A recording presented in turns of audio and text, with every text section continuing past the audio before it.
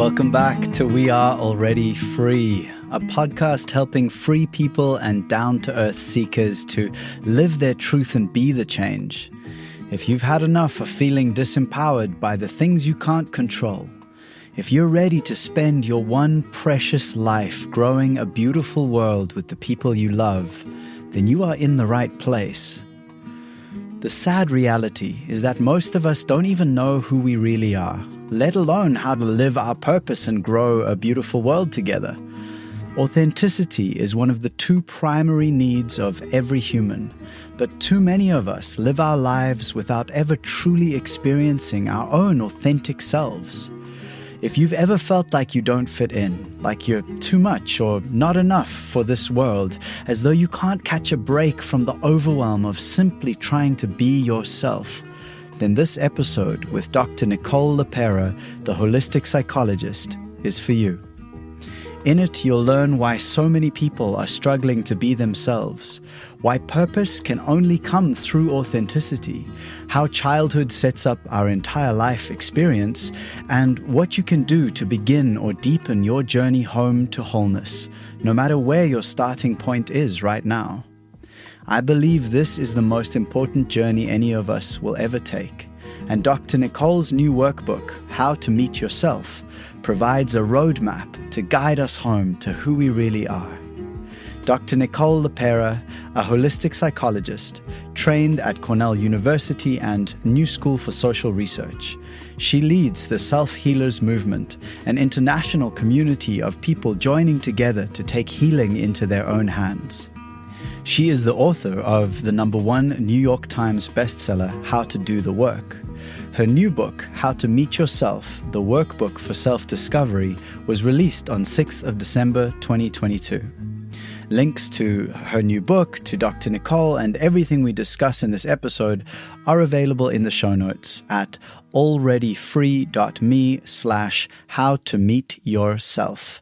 That's alreadyfree.me/howtomeetyourself, all one word. This is one of the most powerful, inspiring, and hopeful episodes I've ever recorded. And if you've been listening to this podcast for a while, you know that that is a really big deal. The information in here, if you consistently apply it, has the potential to positively transform how you experience yourself, your life, and all your relationships. In this episode, we cover why so many wake up as adults and don't know what we really want or who we really are. Why thinking our way out of trauma just isn't enough. The greatest gifts we can give our romantic partners. And near the end, Dr. Nicole shares how you can reconnect with your authentic self. And as always, and especially in this episode, so much more. I'm your host, Nathan Maingard, and as a highly sensitive person in a highly insensitive society, I was nearly crushed by my efforts to fit a mold our society simply calls being a good citizen. Having navigated a return to my own authenticity, while still stumbling along with as much grace as I can muster, I dedicate myself to helping others like me through gentle breathwork, empowering songs, stories, and poems, and inner life skills coaching. Please do reach out via my links in the show notes if you'd like to connect with me personally.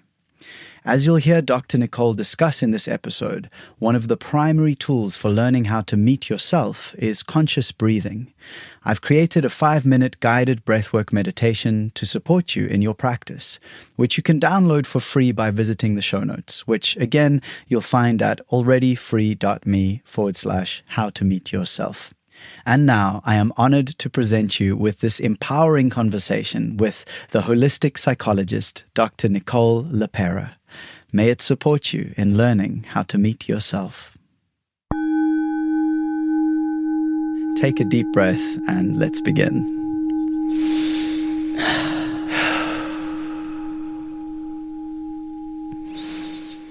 Thank you so much for coming on my new podcast as one of the last guests on my old podcast, which was Getting Naked with Nate. So much has changed, and thank you so much for joining me again. Thank you so much for having me again. It's wild to me to be someone who's witnessed your journey from, obviously, through social media, through the wonderful platform of Instagram, and seeing how, when I first discovered you, I think you had around there were around 70,000 people following your journey and following your sharings. And then it quickly moved. By the time we had a podcast, it was over 1 million. And now it's, I think, almost 6 million. And you've released you're releasing 2 books. Has the new one come out yet? The workbook, yes, just landed, published on December 6th. I'm actually working on a 3rd book, a narrative book, which will be out next December. So I've been quite busy. A lot has changed on my end too. God.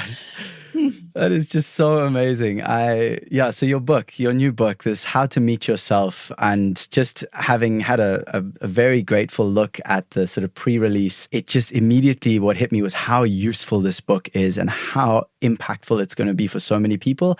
And then the other piece was how gorgeous it is. It's so beautiful. So share with us a little more, just like what's going on for you in this moment. You've just released it a few days ago. Like what's happening for you? A little bit of everything. I was sharing with you before we hit record here how I think the best way to describe what I'm feeling is overwhelmed. Not even in terms of, I think a lot of times when we hear overwhelm, we think of a negative context. Usually I'm overwhelmed with stress. Right now I'm feeling overwhelmed with all different emotions, and really even just hearing you describe not only the look of the workbook, but the content of the workbook is so validating. Because for me, thinking about putting all of this journey, really the roadmap, as I like to refer to the workbook as now, into the pages of a livable entity, like a workbook that someone could bring with them, really was something I had been thinking about since I wrote my first book, How to Do the Work. And while that book, I think, is very actionable at the end of every chapter, whatever it is, the concept that we're talking about, ego, inner child, what have you, I offer, an action plan, a way to implement that tool. Though the reality of it is, few of us know how we're actually stuck.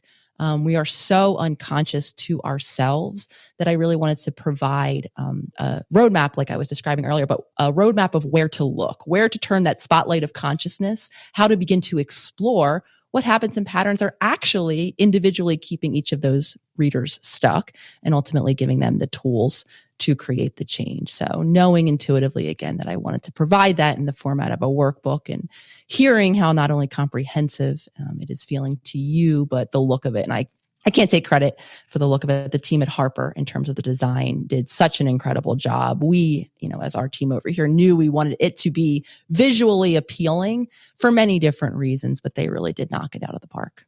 What's kind of blown my mind a little bit about going through this workbook and looking at it is how many parallels there are between it and my own journey. And I remember in the last episode where we conversed, I asked you about plant medicines, and you had a beautiful response about yes, it's beautiful, transformational, anything that helps you to transform.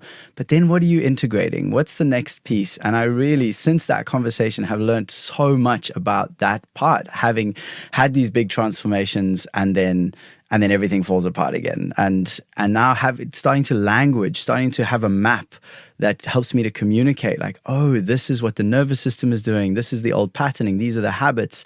So I feel like I'm only just starting to really discover who I actually am. And so that would be a question I'd love to hear from you is, why are so many of us completely ignorant as to who we really are and what it is that we actually want?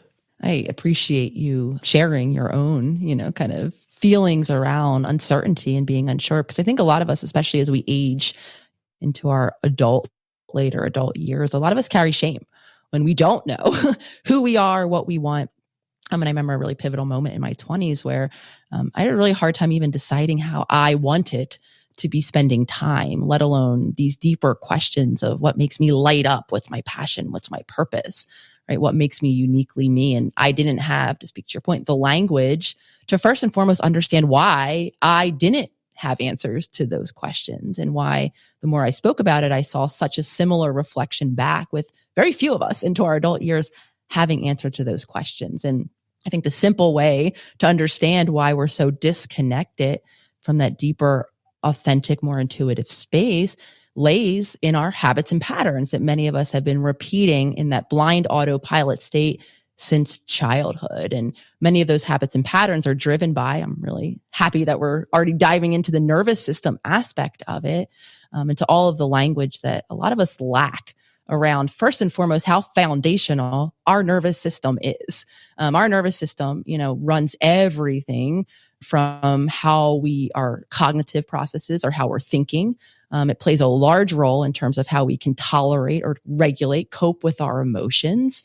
And all of those things kind of join together, really how we embody ourself or how we're showing up in the world around us. And when we're dysregulated, when our nervous system, isn't in a safe state of connectivity, all of this is impacted. And we can obviously go deeper into all of that, but impacted by our childhood environments, we are living in a very disconnected habit self as our best attempt often at keeping ourselves habitually safe, because in the habitual for our subconscious mind is the predictable, is that sense of familiarity, of safety, assumed safety, of course. Though again, if we're living in habits that aren't serving our authentic self and we continue to repeat those habits, I think it's really understandable then why we wake up at whatever age or decade that is, and we don't know what we want. We don't have answer to those deeper questions. Just recently, I had an experience where I sat with a medicine. And again, I'm not recommending any of these medicines to anyone. This is my path. This is what's been working for me and how I've chosen. But there's a specific medicine called kambo, which is a frog medicine that they apply to your skin after burning the skin. And so it actually is it goes straight into the nervous system through the skin. And every time I've sat with that medicine, it has been the most almost traumatizingly painful and intense. And I've often heard people say, this is they're more scared of that than any other medicine that they can think of, any other intense experience they can think of. And I had this experience again where I just a few weeks ago was offered the opportunity, and I almost said no because I was like, I don't want to go through that again. But I felt this calling. I was like, something's calling me. And for the first time, and I actually feel emotional talking about it, because I chose to go into a very difficult situation where my whole nervous system was fully activated. And for the entire experience, I was just 100% present, and I just breathed and I was calm and I met myself. And so I'm guessing that's the kind of intention of all of this work, of all these little steps, is to reach a point where we can go into more difficult, challenging situations and actually be okay there. Yeah, I 100% agree. And I was actually having somewhat of a similar conversation with someone around plant medicine, and I'll share my own journey, two versions of my journey in plant medicine, because, ultimately I think what you're talking about, right, going to this place of feeling really different degrees of discomfort and having a sense of safety, calm, like you're saying, I was present to it. When we can remain present to our, experiences, we are in the scientific language is a zone of tolerance, right? We can tolerate the stress, meaning we can see the stress. We don't have to check out. We don't become reactive to it. We're able to stay hand in hand in presence, observing what is happening. That's when we get into that sweet spot that many of us are searching for, of responsiveness. I'm sure the very famous Viktor Frankl quote, between a stimulus and a response, is that space, right? And in that space is where we can create life. And the reality of it is many of us don't have that space, because when stress overwhelms our system, we become reactive or we become detached. And what I was going in to say earlier is I had experimented with plant medicine when I was actually quite young. I was in my teenage years, and I didn't have that ability to keep myself safe in overwhelming emotions. And I had one of those terrible, nightmarish, bad trips, as you call it. So much so that I avoided, re-engaging with any sort of plant medicine for a very long time. And, for me, that really illustrates the reality that many of us are living. Of course, I experienced that in this plant medicine experience, moment of time, but the large majority of us, we can't tolerate stress. We become reactive and overwhelmed almost immediately. And so then obviously flash forward in time, having done the work to reconnect with my body, to explore how dysregulated my nervous system is, to develop some tools, conscious tools, where I can bring myself back, ground myself in safety, allow myself to be present with stress. I've had then other moments of plant medicine experiments since that time. And now it's different, right? Because now when I'm in what could be a very overwhelming emotional experience, I have that base of safety. I have the ability to remain in my own presence while I'm experiencing something stressful. So I love even just mapping this on to even outside of a plant medicine based moment, stress in life, right? How present can we be to the stressful moments that we're definitely going to have as part of our human experience? And again, the large majority of us, if you're listening, you're like, well, I'm not present. I'm reactive. I'm detached. I'm nowhere near able to be in that responsive space.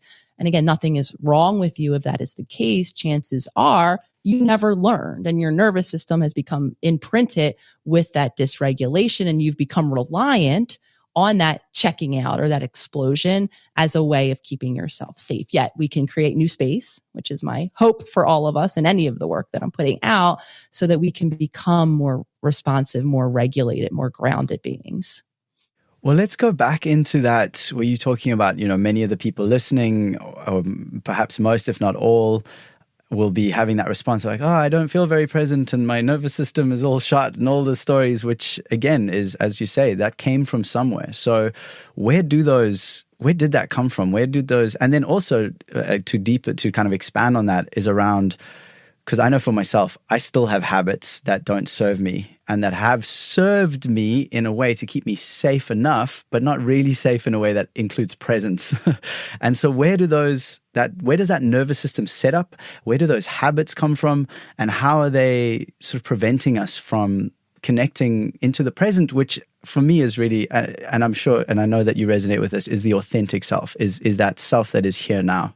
So in childhood, I think this is, I like to share the science or the physiology, the biology, neurobiology behind a lot of kind of where these things came from, because I think it can not only give us language, relieve us some shame, but also it contains oftentimes the what we need to do next. And something I think that very few of us know is that the nervous system, when we are born as a human infant, our nervous system is actually still developing. It's developing realistically until our mid to late 20s, which means that not only are we a developing being, we're a dependent being. We can't physically keep ourselves alive as a human infant. And our nervous system can't regulate itself. It learns to deal with or to regulate through stress through the presence of other people or other nervous systems in our environment. So really simply, when a baby is crying out in distress, it's usually an indicator that there's an unmet need. The baby is hungry. It needs to sleep. Maybe as it progresses into toddler years, it's having an emotional experience. It needs support. It needs a parent to come, to be curious, to identify what the unmet need could be, and then to help or meet the need for the child. Helping that child then stop crying, ultimately go back into safety. The more consistently that happens, the parent is present, attuned, right? Not making it about the parent, what is wrong with the child, exploring and helping the child regulate, then the child's nervous system over time learns to do that on its own. It learns to deal with stressful experiences and differing degrees of stress. Now, the large majority of us, for many different reasons, some of it generational, some of it cultural beliefs, cultural happenings that impacted all of us differently, we might have had, and this is where it was a bit confusing for me, I always had a physically present caregiver, but what I didn't have, I've come to realize, it's an emotionally present caregiver. So in those moments of dysregulation, I didn't have someone who was attuned to me, to help me create safety. In addition, all of the nervous systems around me and those of my caregivers, my parents, my older siblings, were so dysregulated because of their own lack of safety, because of physical issues that were happening in my home, because of the city, very stressful environment that we were living in. I never had that safe home base to help my nervous system co-regulate. So the simple fact is because we're in that state of developmental dependency and our nervous system is still developing, we are greatly impacted by those earliest environments. Really simply, they teach us how to navigate, how to understand, and how to navigate all of the emotions that we're going to have, which really then maps on to how we're relating in our relationships, because that's where most of these habits and these patterns are so present. So in absence, again, of being taught how to safely regulate our mind, our body when we're feeling stressed, we will fall into an adaptation. We will learn how to fit in to whatever the environment is allowing us to do. And this is where we become reactive. We become detached. We squash or suppress down parts of ourself if at one time it wasn't safe to express them. And then we carry those habits with us, again, stored in that autopilot. So when we meet stress into our adult years, we revert back. We rely back on those old ways that we once learned to deal with it. And this is where many of us feel very shameful. Sure. Yeah, that was a powerful end to that sentence. As you said, shameful. That connected into something deep in me. And also everything you've just said, you've given me an insight around, because in a way, so my parents both, as so many, no judgment. Thank you, Mum. Thank you, Papa. I know you guys did your best, but like that dysregulation that they were experiencing massively impacted me, as is so common for so many of us. And what's interesting for me, because for a long time, my mom was actually physically not there. Like she went away. It's a long story, but my dad was always there. And there's been a part of me that's carried a shame even around, like, why wasn't that enough? Like, how can I still have some, at times I've experienced a lot of anger towards him and be like, why didn't he provide all the things, he was there, like, and why wasn't that enough for me? What's wrong with me that wasn't enough? So thank you so much for that insight and that reflection. Yeah, I appreciate you sharing so much of your own journey. And similar to you, I didn't have the language. I looked around at parents who very well intentionally were doing the best that they could, were loving us in the ways, again, that they were both equipped to love us, being me and both of my siblings, ultimately. So it was of no ill intent and very similar. I wonder, first and foremost, I didn't know why I was struggling. I didn't have the language. I love that we kind of keep going back to that. I didn't have the language to understand why I personally was feeling, despite having active physical presence, not only with my family, I, was always in communication, always in contact with them. I had a very active social life. I was always finding myself in a relationship. Yet if I was being honest, and when in, explosive moments when I was angry, I would be honest, I never really felt connected. And that was my number one complaint. I never felt connected. I never felt close to the people around me. And without that language for a very long time, I wondered, what's wrong with me? Why don't I have physically present? It was kind of that saying, I don't know if anyone listening has heard, feeling alone in a crowded room. And I mean, I lived in a crowded room such as New York City, where the millions of people, and I had never at those decade of my life that I spent there, felt so deeply alone. And I had no language, so I had nothing left but to wonder, okay, well, Nicole, what's wrong with you? You must have something inherently wrong with you that you feel so deeply alone. And now I understand that the reason I felt so alone is to deal with that overwhelming stress in my childhood. I disconnected.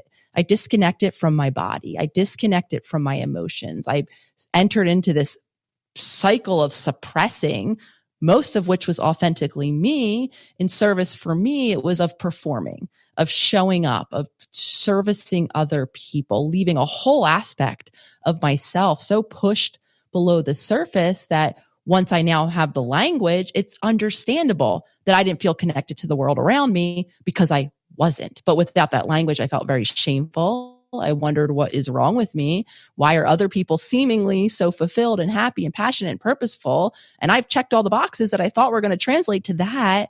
And yet I feel so deeply alone. Well, I just have to say that, I choose to say that I am so grateful for the authentic you. Thank you so very much.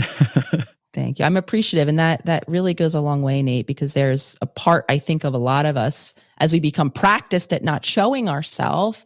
We worry. There's a very big fear and concern of how other people, and oftentimes, again, this is based in what has happened to us, because at one time, showing our authentic self wasn't received well. There wasn't space for it. If not, it was outright, squashed, suppressed. We were instructed directly not to say or do those things. So for the large majority of us that have had some version of that experience, there's still a fear, even into adulthood, that if I were to show you really who I am, you might not like me. This relationship might not be able to maintain its connection on the other side of you seeing the true me. Gosh, you are speaking directly to my soul here. This is that feeling. So in my work, as well as I've said, plant medicine for me has been really beneficial. And actually in all the healing work I started with, whether it was breath work or anything that involved vulnerability or that kind of, when I knew I was going to almost lose control, which I suppose is part of that nervous system setup, where I knew I would have to go somewhere outside of the comfort zone. And I was very scared of that. The subconscious thought I was running for a long time, which then I brought into consciousness, was I'll just heal alone. And then everyone can get to enjoy the full, happy, healthy me. And it was very clear at some point, the medicine clearly said, Nathan, you are not alone. It's a story. That castle you've built, you are so a part of this frequency, these waves of life that are flowing through the universe. Please go and sit in a circle with others. And that's when I stepped into circle, which was probably the hardest thing I've ever done and the most beneficial. So you have just talked now again, languaging around, oh, that's why I wanted to be so alone all the time. I'm getting chills actually, because I will share for anyone out there wondering, I still have those moments. There are still moments in time where it is difficult, very vulnerable for me, even though I have a very supportive community. I have two very supportive partners around me. I still have that little independent person that when I'm feeling hurt or when I'm feeling vulnerable, when I'm most in need of connecting with someone else, again, because all of that was unfamiliar. I didn't learn how to have that deep, intimate connection with that earliest caregiver being my mother. So there's still that wounded little girl who's desperately fearful, even in presence of someone being there like, Nicole, I love you. I support you. Let me in. There's still a very vulnerable, risky, scared little girl inside of me that wants to just march off to the room, very similar to you, and be like, I'll be back when I'm better. And then it's the conflict, I think, that occurs because I can share from being that, sequestered off in my room, in my little hurt space, thinking part of me, right, in protection, that's what I want. I want you to be away from me. I'm fine on my own. Yet there's another whole part of me, because that's the reality. We're made of parts. There's another part of me that desperately, desperately wants that connection. And for a long while, never really looked at the role I was playing, would hold the partner who's not in the room supporting me responsible for not caring, not considering me enough in my emotions in this moment to come in, only to see how the joking language we now use in my partnership is how I become a prickly pear, how I don't let the person in, how I almost put daggers up and I yell for you to come closer and I don't make it possible or safe for you to actually come closer. And that's really all about me because I don't feel safe letting you in and sharing all of this again, because I think none of this is logical, right? I mean, I want to be connected to other people. Like I was saying, I want to be connected to my life. This is what was so problematic. Yet here I am still on my journey and I still have those moments where letting someone in feels incredibly risky. Gosh, this is crazy how much. So I've literally, my family for years called me prickly. Like that was one of the terms they would use a lot around. And I was like, I'm just being assertive or whatever the story was that I had about it that helped me to get by. And thank you for the reflection, because I also do that still, where when I do dysregulate, when I feel unsafe, if I'm not very wary or aware of, I haven't yet regulated, that default thing is just to be like, get away from me. And so thank you again. I appreciate you sharing. And I think about something that's been coming up for me a lot and in conversation, and even hearing you, acknowledge your family called you prickly. I'm having just all of these realizations of small things, small patterns, habits that too, I was illustrating, showing in my family that were commented on that now, while maybe there was a little wounded part of me when these things would be observed. And for me, the way that I dealt with early on, at least, and I still have, again, remnants of this, the way that I dealt with this overwhelming anxiety looked very much like an OCD type presentation or symptoms that, some listeners might experience themselves in life. I like to rearrange I had to have a specific order or presentation of items in my room in particular. I was very obsessive of making sure and monitoring the way I looked in terms of my clothing with stains. I couldn't tolerate stains on my shoes, on my clothes.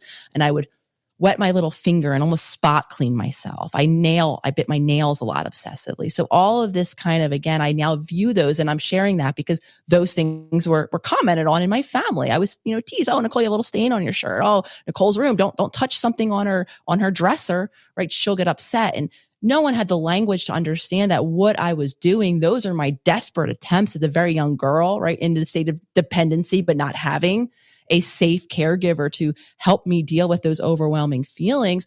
Those were the ways that my nervous system was trying to manage that overwhelming emotion. And it was very, very interestingly, like you reflected back. It was observed in my family. Oh, wow, Nicole does these things. But again, none of us had the language to understand why Nicole was doing those things. And it took me many years to understand why I was doing those things. And now having the language, I view those moments, again, like I was sharing, as my nervous system's best attempt at creating regulation, at creating safety when I was feeling overwhelmed. There's something in that around the sharing is actually so supportive, because it gives anyone listening might be going, oh my gosh, I did those similar things, or that there's that sense of not as alone as I think I am. I think that's what I'm feeling and grateful for. I want to return to and dive a little deeper into How to Meet Yourself, which honestly is such a good name. Like, it's so direct and clear. Just like, this is what you will get out of this book. Anyway, but before we dive into that, I posted on my Instagram a few days ago, just saying, like, I have the wonderful Dr. Nicole LePera coming on my podcast. If you could ask her one question, what would it be? So I just have a few questions that people shared, and let's get into one now that I found quite interesting. I mean, I found them all interesting, but let's see how we do. So from Taryn Lewis Thomas, she asks, do you believe letting go of identifying with the story of your past traumas is what heals, or that by healing past traumas, the letting go of identifying with them happens automatically? Yeah, that's a really, really great question. I think what Taryn is illustrating is, I would answer simply, is that it's the process of both. And the reason why I'm hesitant in terms of, let's talk about, trauma and identity and stories and all of that. Our human brain has an inherent implicit desire to make sense of the world around us. It's always interpreting, making meaning of, trying to determine what's happening around us, trying to understand the circumstances that we find ourselves in, mainly evolutionarily geared at one intention is to keep ourselves safe, right? I need to understand if I'm walking into a safe situation or if I'm walking into an unsafe situation so that I can modify my behavior. So all of our human brain is going to do that to make meaning. And based on, again, the early experiences that we've had, that is ultimately what we will use to interpret, to assign the meaning. And then we get very habitual. We like to predict what's happening. We tend to narrate our experiences in the same way. So when we start to have overwhelming experiences, when we lack the developmental maturity to make sense of them in the nuanced way that we can in adulthood, really simply, when we're a child, we can't pull back. We can't understand all of the complexities that go around with any person making any one decision, right? We can't understand that if we did not have a physically present, or if we had an absent caregiver, we can't understand that that person isn't in our life, probably of no fault of our own, maybe based on what's going on with the dynamic relationship between the parents or both of our caregivers, maybe because of things in their own past journey, not having necessarily to do with us at all. Because we don't have that maturity, we will always assign, in an attempt to have a semblance, a sense of control in our life, we will always assume it's something about us. So in absence, I'm going to really simplify this. When we don't have someone consistently available to meet our needs, all roads in childhood, at least before we're age 7, will land back on, must be something wrong with me. I must not be worthy, lovable enough to have my needs met. Right. So the more we repeat those stories in those overwhelming moments, the more then we begin to secure our narratives, stories, all based in very real lived experiences about who we think we are. And then we carry those stories with us into adulthood. So for a lot of us, having the language to understand our story differently, right? To go from, it wasn't that I wasn't worthy of having my needs met, to have all of the other now nuanced pieces could be, to answer Taryn's question, the healing, right? If I don't have to identify with, I'm unworthy of having my needs met, if I can begin to, reshape that belief that I did not have my needs met, but not because I was unworthy of having those needs met. Maybe I have language now about why my caregivers weren't able, because of their own nervous system, trauma, dysregulation, or whatever it might be, to meet my needs. Now I might be able to relieve my suffering by just shifting my story. For the larger, and this is why I said it's both and, because the reality then is all of that dysregulation is still living in my mind and body. The memory of those overwhelming moments are still here and embodied when I'm in those reactive cycles. So for the large majority of us, having the new story to overlay on what's happening is a huge healing aspect of the journey, though this is why we then have to shift into shifting the way our body is experiencing that moment. Because if we don't, no amount of logic, no amount of knowing a different story is going to change what my nervous system is doing in those moments. And this is a big reason why I shifted even the way that I work coming from a very traditional system of working solely with the mind or mostly with the mind to now include the body. Because Taryn, for a lot of us and anyone listening, was a similar question. The story is part of the story, part of the journey, though the body is also creating the story. So unless we create safety in new choices that we can make in the present moment, the story that our body is going to keep telling our mind is not going to be the story that we want to live by.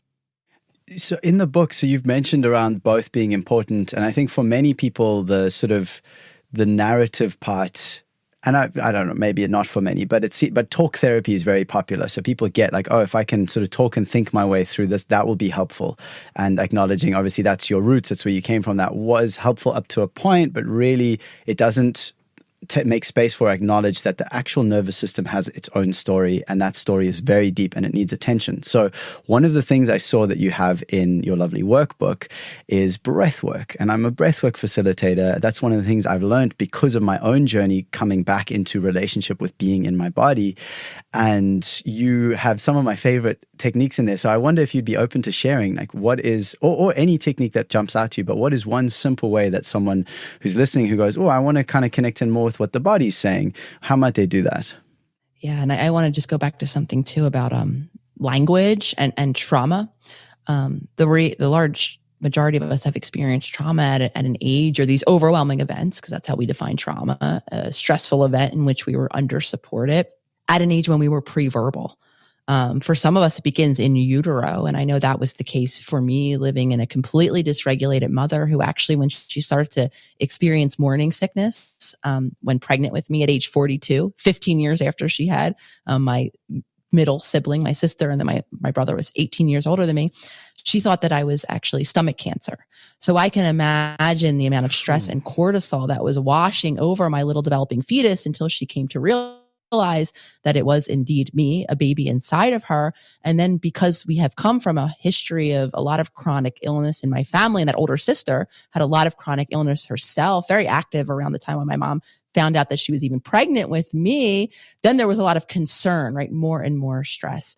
So I'm sharing that because when these overwhelming experiences happen, when we don't even have the capacity for language, talking about them is outright impossible. We don't have the story to narrate. It really is more in the sensations in our body. In addition to, and again, I'm really hesitant. I do like to describe the brain, but when I do describe it, I simplify it. And by no means is there any one area that is responsible for one thing in our brain. It's all interconnected, kind of functioning together. Though for the where trauma or our emotional world is stored in our brain is actually not necessarily the language area at all. And I'm just emphasizing this again before I get to the breathwork practices to highlight why for so many of us narrating, talking about our story, if we even have access to the words to narrate it, doesn't actually create change. And some of us might even say, depending on how much we're consistently retelling the story and identifying it, going back to what we were talking about earlier, I might actually be keeping myself stuck in that idea or that belief that that is my whole story, not allowing myself to change. So dropping into the body, teaching my body in those moments, first and foremost, maybe becoming aware when my body is dysregulated. So before we even get to a breathwork practice, we can even attune intentionally or become conscious of our breath to get some information about how stressed out our body even is. So if listeners right now are even to put a hand on their chest, if they feel comfortable, a hand on their belly, and maybe just if it's closing your eyes feels safe for some of us, I can limit the external distraction so I can really tune into my body. And if you were just to take a moment to just simply assess without judgment, how and where do you feel your breath coming, right? And for the many of us who our breath is so faint, or maybe you notice that I'm not even breathing and I'm a big person who holds my breath a lot, right? That might be an indicator that your nervous system is in that state of shutdown, that disconnected state that I was describing. A bigger portion of you or another portion of you might notice that, oh my gosh, my breath, I'm heaving out of my chest. It's really quick. It's rapid. I almost felt like I just got back from a run. That might be evidence that your nervous system is in that fight or flight response. You're in that sympathetic nervous system of activated energy. a breath work that I like to talk about, because a lot of us we have too much energy. Our chest is heaving. We feel anxious. We feel nervous. We can teach our body and shift the way we're intentionally breathing and teach ourselves how to breathe deeply. Each of us, again, that could look like as simple as difficult as this is, because something I noticed in myself, my posture even began to become so constricted. I got a hunched over shoulder look. All of this, again, related to all of this tension, stress in my body that I didn't ever know how to release. For me, when I learned about deep belly breathing, it was really difficult. I had a hard time breathing from every morning before I got out of bed. Is I would make it easier for my shoulders to relax, for me to access breathing from that belly space. And I just taught my body how to, maybe for just 5 breaths. So anyone who's doing this might be, maybe they choose to lay down if they're sitting, obviously if it's safe to do so. And maybe just putting your hand on your belly and teaching, breathing deeply, feeling your belly inflate like a balloon, and then calmly and slowly allowing all of that to come out. And the reason why I'm always talking about the belly breath is because this is something we can do regardless of whoever is around us. It's kind of like our sneaky back pocket way that we can begin to regulate if we're in that heightened, I'm breathing quickly, I'm feeling nervous, I'm feeling anxious state that a lot of us revisit quite frequently even. That deep belly breathing can shift us from that sympathetic response into that calming parasympathetic response. And we can maybe even be doing that once we learn how to do it, sitting or laying, before we get out of bed, then throughout our day. Emphasizing this last part, because as a breathwork facilitator, I'm sure you say this often, it's not a magic bullet. It's not like a do one time at one point in your day and never do it again throughout the rest of your day and expect your body to be regulated when you're having a stressful moment. It's how can I remain present and conscious to, as my body is starting to amplify, as I'm starting to feel the sensations of stress, which for a lot of us means getting comfortable, seeing, observing, witnessing. In the book, one of the exercises in the workbook is a stress ladder, where I invite readers to get attuned to their body, to write, from 1 to 10, what do I notice as I begin to ante up my stress? What is the first thing I notice? Is it, I start to feel a little sweaty. I start to, feel some tension.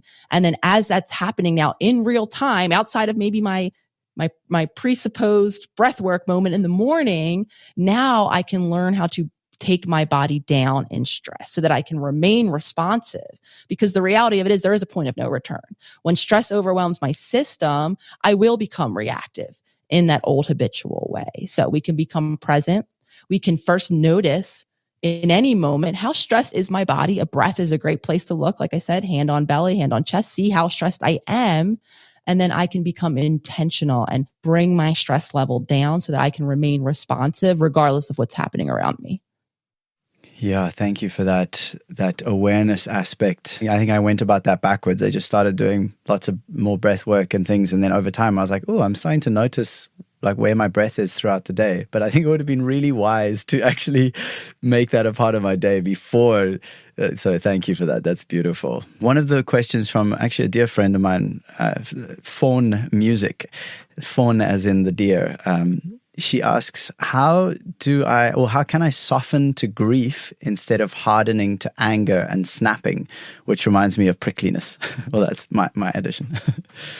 Fawn, I actually appreciate you even acknowledging, because grief, sadness, and anger are so interconnected. And a lot of times you might even have heard it said that, anger is kind of the surface, and what's below the surface is that feeling of grief, of loss, of mourning. So I think even in the question, understanding for listeners that those two are interconnected. And for a lot of us, keeping in that surface level of the anger aspect of it, not to minimize, anger is often wrapped up in our grief, but keeping our focus solely on the anger can allow us to maintain some semblance of control. I might feel more comfortable with what I can say or do or react from anger than if I were to really pull back that onion and look at it and acknowledge, right, how deeply hurt and wounded I am. And, when we're talking about healing in general, I do think that grief is a huge part of the journey. Loss is, I think, very much a reality. So acknowledging, loss means two things. It means allowing ourselves to have that experience, or to put that label, peeling back that onion that, yes, I feel angry and I also feel sadness. And then to allow ourselves to actually feel it. I broke that up into 2 steps because we can say I'm sad, and I very much would say I'm things, for some time, but not really allowing myself to feel sad, to sit in sadness. And again, for a lot of us, that's why we stay in anger, because I'm so much more comfortable with how my body feels. Comfortable meaning familiar, right? And again, I just want to highlight that, because that which is familiar will always be more comfortable, because I think anger is one of those places where some of us might be like, well, I'm not comfortable when I'm angry. I'm hurting myself. I'm hurting other people. But we're comfortable to the extent that we're familiar with it. And again, for a lot of us, like I said, embodying sadness can be so debilitating, so overwhelming, especially if we didn't have that support, especially if we didn't see sadness or grief in our homes. I mean, part of it for a lot of us is some of us came from homes that didn't allow certain feelings, didn't allow any emotions. We didn't talk about emotions largely in my family at all. There was no real moments of expressing sadness that I can at least remember, where I even saw other people. And when we see someone else feeling sad, we're given first and foremost the message that it's okay to feel sad. When we don't see anyone expressing things like sadness or grief, normal human emotions, we're left but to interpret it as it's not okay to do that.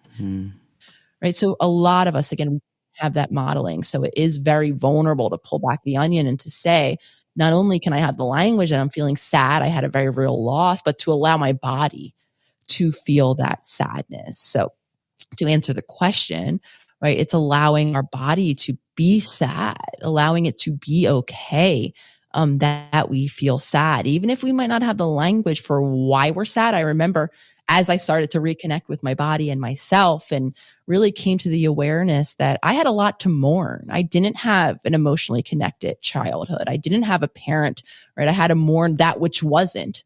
And I spent the better months. I mean, I shared one story of it in How to Do the Work, of crying into a bowl of oatmeal without even understanding why. I was so deeply, overwhelmingly sad, and just allowing myself not to understand, not to shame the sadness, to allow myself just to be in that puddle. And for me, that continued for the better part of months, where I would just allow myself safely, of course, with supportive people, environments around me, to just be in that sadness. Because it's not enough just to say, yeah, I'm sad. I know logically, this is that moment in time where logic doesn't change the allowance of myself to be sad. So saying, I'm sad, saying I'm angry, for the listener who asked the question again, Fawn, might be when I have those moments of anger, maybe I can hit pause. I can explore, get curious. Okay, I'm angry, and might I be sad? Might I be mourning something in this moment? And if I am, can I just take a moment to allow whatever sensations that I begin to become aware of? Because again, it's a process. If I'm not used to tuning in to how I'm feeling when I'm sad, it'll be difficult in the beginning, but can I allow myself to embody this sadness in a safe, contained way for just a moment in time? Because again, until I allow myself all of the feelings of sadness, of grief, even if we've gotten very good at distracting ourselves away from them, maybe at being angry and exploding, so I don't have to go deeper into what's really there, they're still there. So until, again, I give them the life, allowing myself to express them by just being in presence with them, they will always remain. So obviously we keep going back to childhood. I mean, that just seems such a critical piece. And earlier you said around this idea of not being able to regulate until ages 6, 7, etc., and how that I don't know, I got super sad when I was just thinking about how much pain there is right now through all of us dysregulated humans wandering around trying to make sense of it all. And that, again, adds gratitude for this beautiful workbook you've put out there. So I want to tell just a brief story and then link it into another question, which I think will be very helpful for anyone who has kids or is thinking of having kids and is kind of wanting to explore that. So the story you were just telling around crying. And again, I'm honoring my parents so much. This is just with so much love. I love my dad. I love my mom. Like I'm in for that. Like I'm not holding this anymore. I used to hold it, and I'm thankful for that work that has allowed me to forgive and release and come back to kindness and compassion. So, in this case, the method they chose for helping me to regulate, which was actually helping them to regulate, was that when I would do something that they thought was inappropriate, they would say, stop doing that. And if I tell you one more, this is the last time I'm telling you, if you do it again, you're going to get a smack.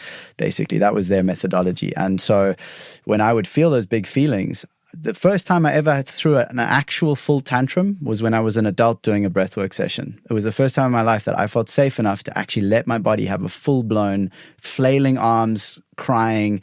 And I was like, wow, that's how that feels. Because if I tried that as a child, I would get hit. And then what happened is that at a certain age, my parents started getting divorced and this whole thing unfolded. And for the first time, I really witnessed the vulnerability of my dad, or the first time that I remember, I started seeing him crying. And when he would cry, which, as you say, could have been a sense of, oh, that's okay to do that. It's okay to express sadness. I remember clearly that I would sit there and be like, I feel so uncomfortable.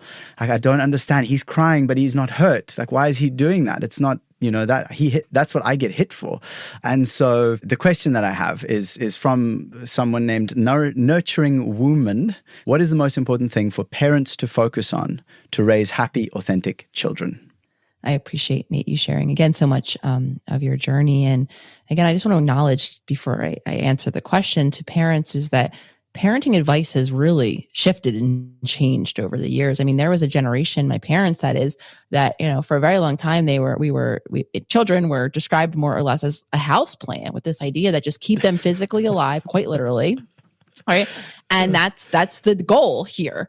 We didn't have any conversation of emotions and emotional world, definitely not mapping it back onto the nervous system like we now know is the case. So I have such compassion for my parents and any parent out there, understanding that there's so many influences, including, like I said, mainstream parenting advice that has definitely changed for over the decades and centuries, that a lot of very well-meaning parents were, again, utilizing and wasn't necessarily so helpful. So anytime I get any version of a question of, how can I X, Y, or Z for my child, I first want to celebrate the parent for, the conscious awareness of wanting to shift and change these intergenerational patterns to show up differently so that their child can have a different life experience. It's so commendable. That is so, amazing. And the answer I usually give is not one I think that the asker of the question or the parent is maybe imagining, but it's not necessarily an instructive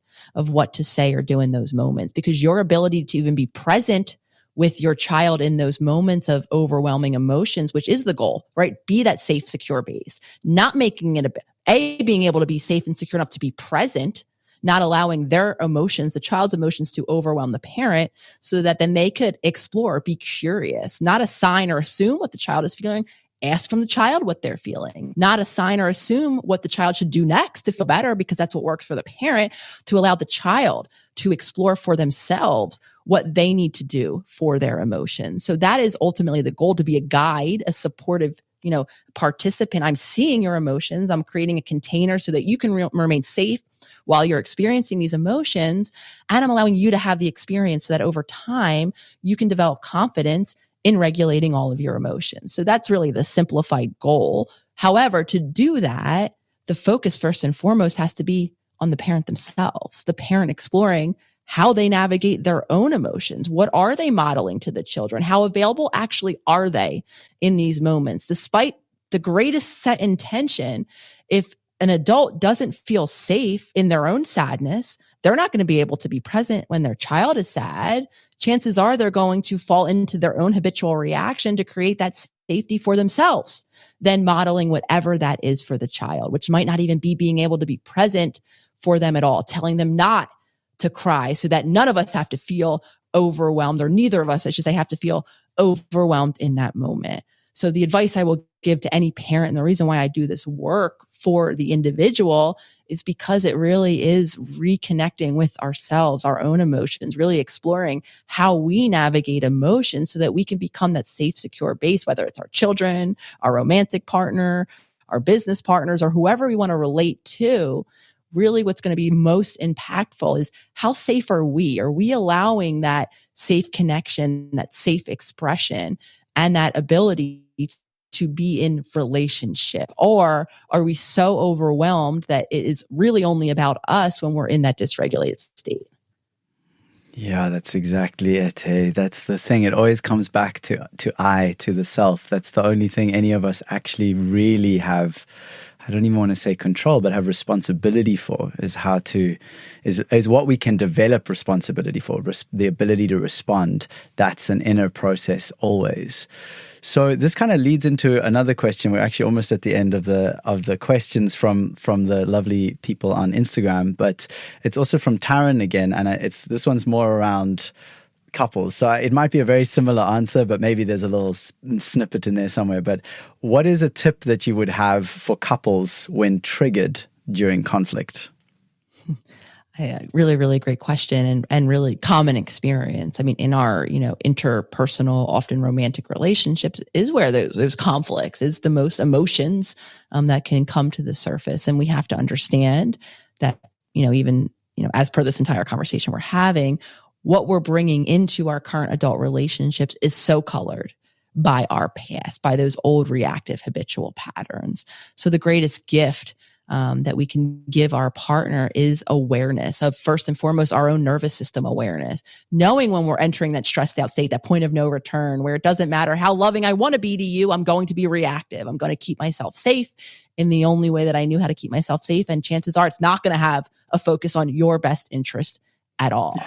And so understanding when I'm in that space so that I can remain compassionate and connected to my heart and ultimately to the loving being that I am, and ultimately to you as partner, the loving being that you are. And another gift we can extend is by learning our partner's nervous system reactions as well, so that we can begin to identify when they're approaching that point of no return, so that we cannot engage. We can keep ourselves safe. We're not going to try to have that really serious conversation when our partner is yelling, screaming, so dysregulated after a difficult day at work, and we just need to talk to them right now, right? We're not going to set ourselves up to be speaking to a connected, calm, compassionate individual on the other side of that conversation. So the workbook, I think, is a great tool for that individual awareness, also for partners out there who are both on this journey of noticing these different states of nervous system dysregulation, so that we can make choices that allow both party to remain in that beautiful state of compassionate connection. And to speak to this point just really quickly, the next book that I'm actually in the process of finalizing the manuscript for is all on relationships, just this. So a really deep dive into exactly this conversation that we're having. It's based a lot in the nervous system as well. And ultimately the goal is to become a trauma-informed partnership, which just means a nervous system-informed understanding that both of us have nervous system states of dysregulation that are going to take us out of that ability to be connected to ourselves, to our partners, and to the world around us. And when we have the language, I think we can gift our relationships with much more intentional, responsive choices. Yeah, I just had an experience a few days ago that I feel a bit embarrassed about, but I'll share it anyway because I think it might serve, which is that I hadn't seen my dear beloved Carly for a while. She'd been away, and I went to meet her, and we'd spent just, I think, 2 nights together, and something happened. It was a little thing, and I shouted at her, and it was like so quick. And I have been so calm recently. I've been doing all my ice baths, my breath work. I've been feeling so regulated, and even through intense things, I've been feeling. But then, of course, meeting my closest partnership in my life is like, and what was interesting about it, and the reason I wanted to share it now is that, yes, I lost it in that moment. And after 3 or 4 breaths, I shouted once, and then I took a few breaths, and I said, I regulated, I sat with it, and we drove a bit more. And then I just spoke to her because we were driving at the time. And I just said, listen, I'm really sorry. That was nothing about you. That was all about me. That I just went into a total state of overwhelm, and I just lost it. And it's like, please, I'm sorry. And thank you. Please, let me know. And then she could share, and it was immediately we could neutralize or dissolve or soften a situation that could have kept us silently driving together for hours. And so, yeah, I just wanted to share that. I appreciate, and I will also disclose a recent event myself. So with the release of the workbook, right, not only am I feeling excited, I have a lot of vulnerability, right? This idea of putting a work out into the world, being exposed, being seen, what will people think? When, stress for me goes up, even exciting stress. Excitement is a version of stress to our bodies. It registers the same. My sleep gets impacted. We have a full moon happening. I notice for me when we have those kind of planetary shifts, my sleep gets impacted. So sharing all this to describe my resources, are limited. My resources, my stress, the way I'm sleeping, the way I'm eating, the way I'm just calm and grounded navigating stress, or am I, worrying like I'm sharing about this workbook, will impact then my ability to tolerate general irritations, to tolerate things happening in my partnership. And, very similar, sounds like to your story, very recently with stress. And I have two partners. We're all releasing a workbook. We're all not sleeping well. We're all feeling more or less the same. I've been irritable, and we all have had a punchiness. And there was a moment a day or two ago where all I wanted to do was celebrate with the two partners who helped create the workbook and put it out and support it into the world. And yet I was irritable. And there was, something that was said that I didn't like, that I raised my voice back and said something back that I didn't really mean. And then I stormed off to the bedroom, that program to call. You said something hurtful, right? Giving myself a moment of space, illustrating too that some of us need space. I need to physically remove myself from that conversation, that conflict, whatever it is, this experience, to have that clarity. So for me, it came in the bedroom when I hit play and I noticed I can't really pay attention to what I'm watching, because the reality of it is I don't want to be in here. I want to be connected to the people that I love. I didn't mean what I said. And very similarly, I put my tail between my legs, marched out of the bedroom, and, I went and I apologized for the reactivity. I acknowledged, that was uncalled for. I did not mean what I said. And I acknowledged that in reality, I did want to share space. I might not have the resources to engage. And we all decided to sit quietly and watch a television program together on the couch. Beautiful. Well, thank you for sharing that story. I think for me, there's a gentleness. The reason I wanted to share, and I'm so glad I did, because then I got to hear your story, but it's like, it's not about, because I think for me, a perfectionist, it's one of my patterns is I have to be perfect. If I make a mistake, it's destruction. Like I'm, and that I don't feel it as much anymore, but I still have that. So to be able to even just tell the story and feel completely kind about it, like with myself, and hearing your story, just being like, oh, that's so human. Like we're so human. It's wonderful. So thank you so much for that opportunity, and for sharing. Yeah, just look at us go. And to speak to the human point, Nate, there's so much there. I mean, the reality of it is regardless of how spiritual or how much you identify with, being a spiritual being, or if you even have that belief system, we're all living in a human body. I mean, we actually just on the Self Healer soundboard, Jenna, my co-host, and I just recorded a couple episodes ago, was on just that, navigating, spiritual bypassing, this idea of navigating life in human form, right? We are all, I really want to emphasize that, we are all human. No matter how idealistic, how loving you might want to be in your mind, it's about being really honest with yourself, right? With grace and with compassion, not shaming yourself, really just understanding the humanity. And this is why I share so frequently and freely my own journey, with hopes that you can see or hear. Context, details might be different, but if my journey and you sharing your stories like this gives someone the gift of that grace and that compassion to understand that we are all human. The idealistic, the want, right, can only go so far as how can my body shift, translate, and embody that intention or that want. And for a lot of us, again, our bodies are so human, so dysregulated, that we're not giving ourselves the opportunity, and it's of no fault of our own. And it doesn't have any meaning around the type of quote unquote person, good or bad, that we are. We're human, and we universally share that. Thank you so much for bringing that up. That's one of the big, so at the intro of this podcast, anyone who's listening will have heard me say that this podcast is helping down to earth seekers and free people to live their truth and be the change.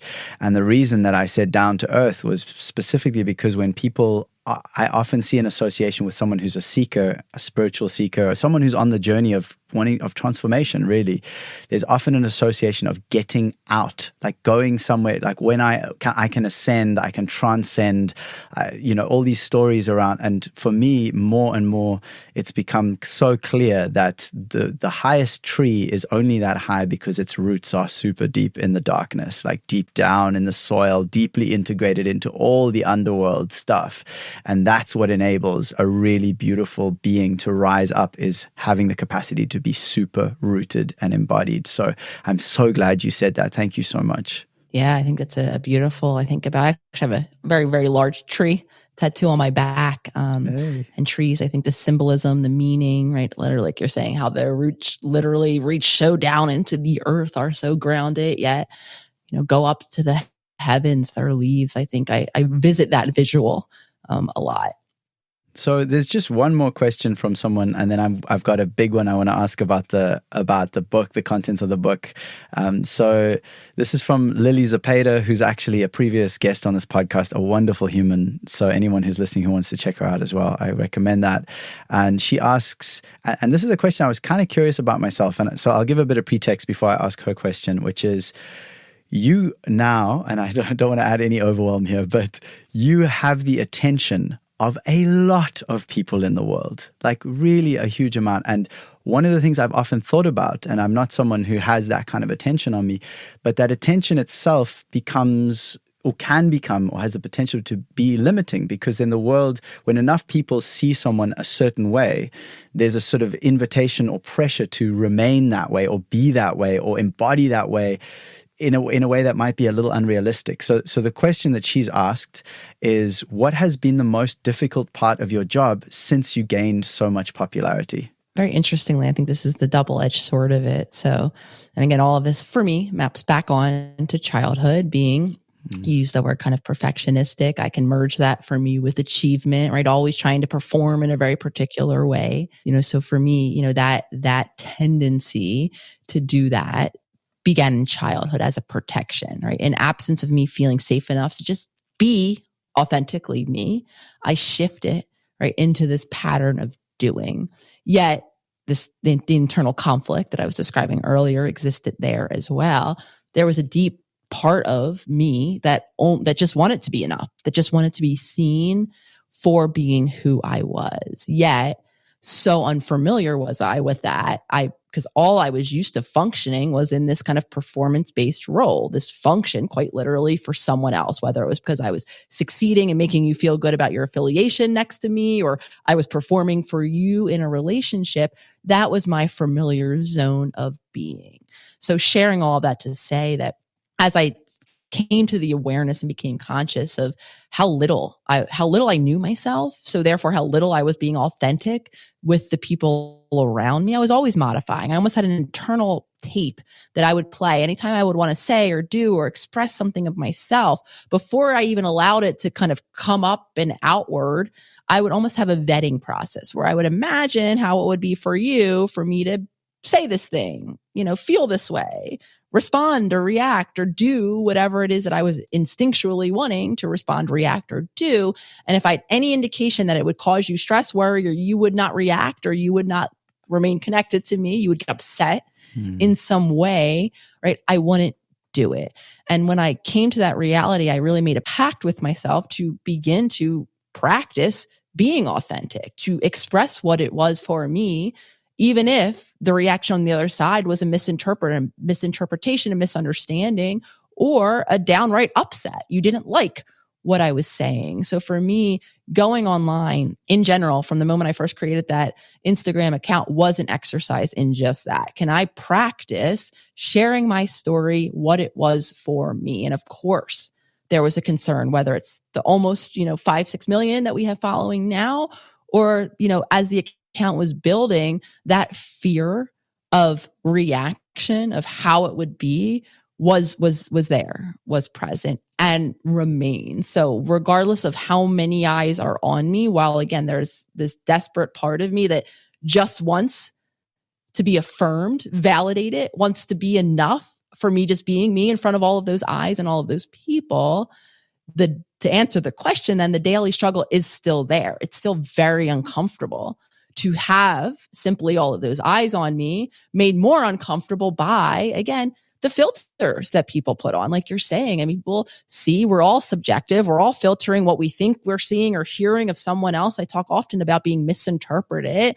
All of that is real, right? Once we're us, then it is up to interpretation of other people. So then it's navigating, of course, staying grounded and staying authentic to myself, regardless of what the people around me are doing, which of course is a byproduct of the more eyes on you, the more interpretations, but it's not in a vacuum. We all experience this, whether or not you have the Instagram account with whatever many followers after your name, or whether or not this is just happening in your interpersonal relationships. We are all filtering, imagining, filling in stories just like we did in childhood, right? To create the stories that we're usually using as our filters in all of our relationships, which again, the more authentic and grounded we are in our authenticity, the more we're able to tolerate those moments when people aren't getting us or when people aren't liking what they are seeing. Because the reality of it is there's a ton of people on this earth. Not everyone is, for us. Not everyone is going to feel safe, or not everyone is going to be a person that we're interested in continuing connection with. And that's okay too. Well, this actually leads perfectly into the final question I have for you, other than the kind of, anyway, there's one more little one. We'll see how we do for time. But I want to read you a quote, which you may have already heard. It's from Gabor Mate. And for any listener, I think it would also be very beneficial. And it spoke deeply to me when I read it first. So he says, as a child, we have two fundamental needs. One need is attachment. The other need is authenticity. Authenticity is the connection to ourselves, because without authenticity, without a connection to our gut feelings, just how long do you survive out there in nature? So authenticity is not some new age pseudo-spiritual concept. It's actually a survival necessity. What happens if, in order to survive or to adjust to your environment, you have to suppress your gut feelings? You have to suppress your authenticity.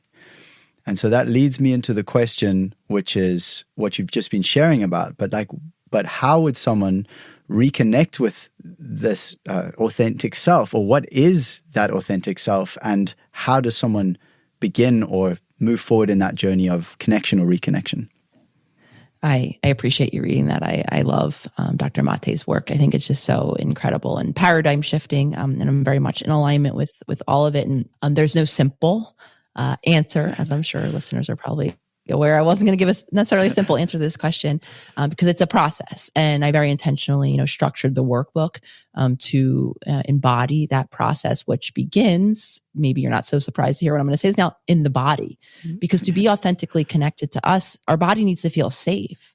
Our emotions or the sensations, like I was sharing, that are running through our bodies, whether or not we're connected to that body or not, need to feel safe, like safe terrain, so that I can attune to those deeper instincts that Dr. Mate is talking about, that inner guidance that you'll hear me say, that, that intuition that's inside of us. If our body is not safe, if our body is dysregulated and is going to continually tell us that circumstances are unsafe based on past experiences with similar circumstances, maybe not even reflecting the accuracy of the moment and or of my new toolkit that I can begin to employ right in that moment, ultimately I need to feel safe, grounded, and regulated in my body. So the journey begins with creating that conscious awareness of how is my body doing? Even that exercise we went through together at the beginning, how regulated is my nervous system, right? Really attuning to all of the dysregulation that many of us are carrying with us.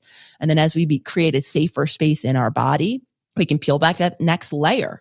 The whole section 2 of the workbook talks about our emotional self, all of the stories, everything we've just been talking about that have been created and repeated and rehearsed over time, filtering our current relationships, right, of our ego, of our shadow, of our inner child, all of the impact of our past and what we've come to believe as a result of that, all of the filtering and coloring that's doing of our current experiences, until I become conscious of the impact of that.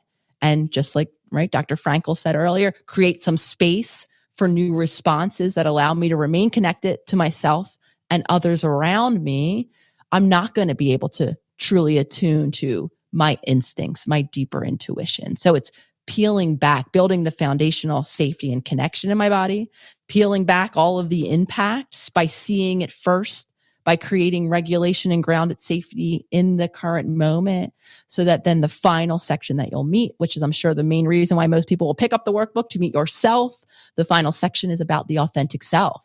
Now that I have space, now that I have safety, now I can begin to spend time, right? Because it doesn't just come up like magic. Oh, well, this is who I am now. I need to take those moments to drop in, to ask me, how's this feeling, this experience? What do I want to do next? What do I need? That's actually how we utilize our intuition. It's breaking a habit for most of us have of looking out, of vetting the world like I used to do, of, this person told me that I should, and hitting pause and asking me, what I should do. And that is our goal of learning how to create that safe space so that I can attune to, because the authentic self, right, is of course these higher order things, or these more self-actualized concepts like purpose and passion, but it also is built by connecting to my unique body. What does my body need? How do I need to show up in service of maintaining that safe connection so that I can drop into and have space for things like purpose and passion? Because if my body doesn't feel like its needs are being consistently met, it's not going to prioritize purpose, passion, creativity, imagination. It's going to prioritize getting those needs met in terms of survival. So it's a process of beginning with becoming conscious, creating safety in the body, seeing the impact of our past so that we can become more responsibly connected in our present moment, and then being connected in our present moment with ourselves, building in those moments to drop in and explore and first be curious and then explore those deeper intuitions. That's the journey of reconnecting with and of meeting and of living ultimately in our authentic self. Simple, though not easy. Simple, though a daily process and commitment. But I think breaking it into the simple, practical, whys and hows might make then the consistent application more approachable, which is my intention. No, that's exactly what I've just hearing you speak. I really feel like I wish that I'd had this book 10, 15 years ago, however long ago, but I'm so glad that it's existing now, because so having looked through and seen like, oh my gosh, so much of these things that I have integrated into my life, you've laid them out in a really straightforward way that people can actually follow step by step. And I think that is such a gift, to take all of this information and move it into a place with a languaging and an intention and a look that is so attractive and so just like, oh, I can do this. This is available. So again, I've thanked you a lot, but thank you again. Nate, it truly, truly means the world hearing that, because again, most of these concepts have been spoken about by, into the ages, by people, by theorists. I read a million books on the ego. And, for a lot of us, again, it just remains as this concept out there, maybe a very well-intentioned one that I might want to engage with, but we don't have the understanding of how to simplistically understand it and apply it and make those habits consistent. So, hearing that that's translating to you, hoping that it translates to many other readers out there. That's my goal, is to make it feel approachable, because I know one of the byproducts of living in this very reactive cycle that we've been talking about for so long, driven by nervous system dysregulation, is how little we feel empowered, how much we feel like we cannot change based on the reality that we haven't had that opportunity for that space to become responsive. All we've been living is literally a reactive pattern after the next. So it's understandable that you wake up at whatever decade it is and you don't feel like you have the power to change, though giving people the approachable tools, even the understanding of why you feel so disempowered, my hope is that can create the space for this daily commitment, because change really can lead to lifetime transformation based on these small promises each day, based on the commitment to become conscious and to string together so many new choices, that what we've done without even us knowing it half the time is we've created a new set of habits for ourselves. Well, thank you again. And I just have one more question to ask you, which is, when you hear the words, "we are already free," what comes up for you? Just like I was sharing with you when I saw that you had switched the name of your podcast into this name, I got full body chills, and I smiled really big, because there's so much truth in that statement. A new truth that I've come to believe over time, which is that I believe that if we can create this habit of being a conscious being, of course, understanding that many of us have to heal our bodies and the dysregulation that prevents us from being that, the reality of it is there is a being inside of everyone listening that has the ability, the possibility of feeling already free. And I'm being very intentional about that language, because I know a lot of us aren't living in that state of felt freedom. We're, constricted by these patterns, these habits, even these identities that we've wrapped around ourselves. And we might not even believe it when I'm saying that there is a being inside that has the possibility of living a free life. So for me, there's I've internalized that belief that I've always been already free, It's just a matter of creating alignment now with this vessel that I've been gifted to, kind of embody of this terrain of Earth School. I have to teach my body to live in alignment with that belief. Thank you so much, Nicole. Like your energy, for me also having spoken with you now, I think it was 2 or 3 years ago, 2 years, I can't remember exactly, but your whole energy to me looks, and maybe because my energy is so different, but I see just you sitting across the world on a camera screen right now, but you have a certain life force energy that I'm just so enjoying being a part of. So thank you so much again. And just one more practical question, which is those who are listening and who are now going, I need this book, I need to know more about this human, like let's get involved. Where would they do all those wonderful things?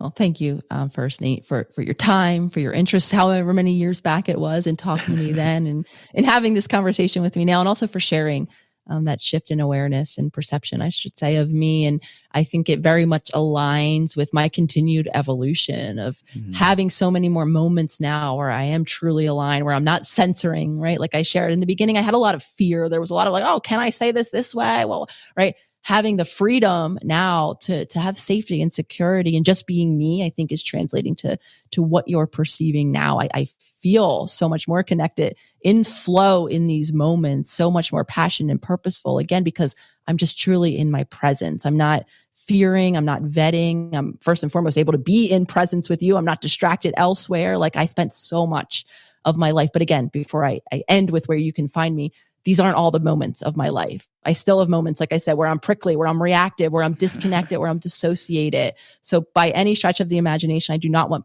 readers to part with this idea that I've reached this utopian and now I'm here. I mean, there's moments of time, right, where I'm still a human being, but I remain committed to keeping my body resourced enough that I can continue to remain responsive, always dropping in for me, it's to my heart, so that I can be in alignment with who I really am and what I really want. And if you have any of interest of following along, and outside, of course, of the workbook, which is now I'm hopefully available in all of the major retailers. So wherever you like to buy books, you should be able to find a copy now of How to Do the Work. I invite anyone listening to follow me across all of the social media platforms now, where my handle is the Holistic Psychologist. On Instagram, where it began, the holistic.psychologist.com, that we have a TikTok, a YouTube, a podcast. I invite you to follow me on any of those platforms, because my commitment, in addition, obviously, to putting out comprehensive resources like a workbook that I have behind me, it's to have these conversations for free, to make sure that regardless of wherever you're listening around the world, this is information that you can utilize, maybe make sense of, and employ in your life. In addition to, I want to shout out the incredible community of self-healers. When I put that first post up, however many years ago it is, I set the intention of creating a hashtag with my hope to anyone who resonated with the language I was using, with my journey, who wanted to be a part or help create this safe, supportive community, could find and connect with each other. So whether or not you're buying the workbook, I have a website too, theholisticpsychologist.com and howtomeetyourself.com, with more information about, again, where to buy the book, though it should be available in all major retailers by this point. Again, I invite you to follow along with all of the free resources that I remain committed to always putting out for the collective, so that these conversations can happen and so that this connection with a safe community can be created for all of you listening. Thank you, Nicole LePera, the Holistic Psychologist. Thank you for doing your work, for showing up for it, for being the person that you are in all your humanness. I love when I join a circle, a men's circle I'm part of, and the initial welcoming we say to each other is, all of you is welcome here. And so thank you for bringing all of you into this world, and for gifting us, and for the reflection that we all get to experience through that as we all walk each other home, as Ramdas says so beautifully. So thank you again. It's been a real pleasure and an honor and a privilege. Thank you. Of course. Thank you. And thank you, as you do, for sharing so much of yourself and your journey, Nate. It's truly an honor to remain connected to you. Thank you again to Dr. Nicole LePera for prioritizing time to share her gentle wisdom with us here on the We Are Already Free podcast. You can find links to Nicole's Instagram, book, website, and all the things we talk about in the show notes on whatever app you're listening, or directly at alreadyfree.me/howtomeetyourself. That's also where you'll find a link to download my free 5 Minutes to You guided breathwork meditation, which, as I mentioned earlier, is 100% free.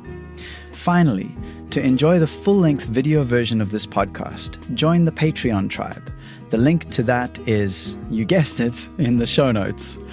Thank you for joining me on this wild and beautiful journey.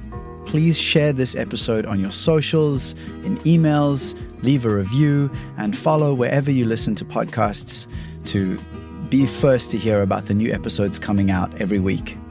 Until next week, thank you so much for being on this path with me. I wish you all the blessings, and please remember that you are already free.